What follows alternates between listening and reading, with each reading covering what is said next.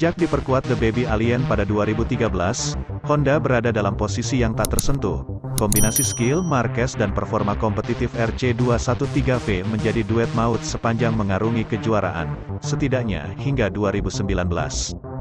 Adalah kecelakaan Marquez di Jerez 2020 yang menghentikan laju kencang Honda. Walau masih mampu cetak 3 kemenangan pada 2021, penampilan pabrikan Jepang jauh dari kata ideal, atau boleh dibilang terpuruk. Bahkan musim ini Honda sungguh keteteran, baik tim pabrikan maupun skuad satelit terlempar keluar dari 5 besar klasemen sementara tim. Makin ironis, meski Marquez absen cukup lama, peringkatnya masih di atas Pol Espargaro. Honda banyak bekerja, mereka tahu dan menyadari kami berada di momen yang sulit, ucap Marquez saat tes Misano awal minggu ini. Kondisi dalam tes sangat berbeda dengan balapan akhir pekan. Di sini, sekarang kami memiliki banyak grip dan kami harus berhati-hati dengan apa yang kami coba. Tapi mereka bekerja, mereka melakukan upaya besar dan tahu bahwa mereka perlu membuat perubahan besar untuk 2023. Itu adalah tentang semua area motor, karena untuk menjadi kompetitif seperti yang lain, Anda harus punya motor yang sempurna. Ditanya tentang kembali mengendarai RC213V, setelah dalam beberapa bulan terakhir fokus melakoni pemulihan lengan kanan secara intens, Marquez mengungkapkan tes bukan hal yang mudah dijalani.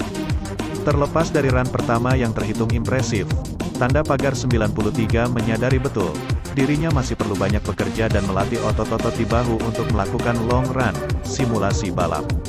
Saya sudah mencetak waktu lap yang cukup baik dalam run kedua dan kami mulai mencoba item baru untuk Honda dan demi masa depan.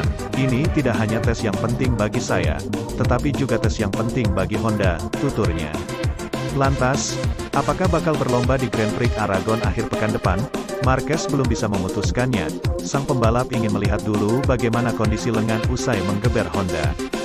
Saya bahkan tidak tahu apakah saya akan bersepeda besok, atau di Aragon, ucapnya. Hari ini saya hanya berkendara di pagi hari untuk mencoba berkendara besok. Sekarang kami sudah punya hal-hal yang harus dilakukan, peregangan dan fisio. Untuk diizinkan berkendara besok, kita lihat saja nanti. Kami tidak bisa memutuskan hari ini, tidak bisa memutuskan besok dan tidak akan memutuskan pada hari Kamis apakah saya akan berkendara di Aragon atau tidak. Kami perlu memahami bagaimana reaksi lengan. Sementara itu 2 putaran kejuaraan dunia MotoGP 2022 sudah digelar di Italia.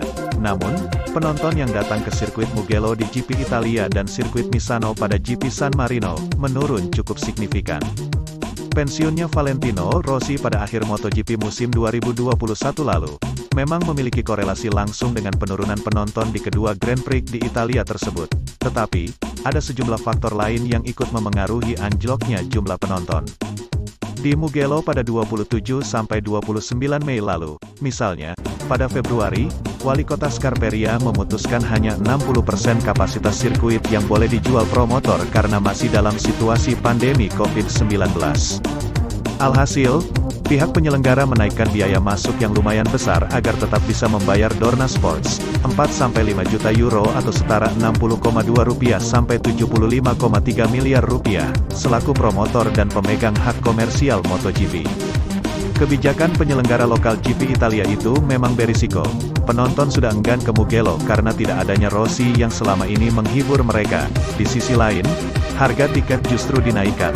Total jumlah penonton pada akhir pekan GP Italia lalu hanya 74.078 dengan rincian 10.815 penonton pada Jumat, 19.602 pada Sabtu ketika sisa latihan bebas dan kualifikasi, dan 43.661 saat balapan pada Minggu.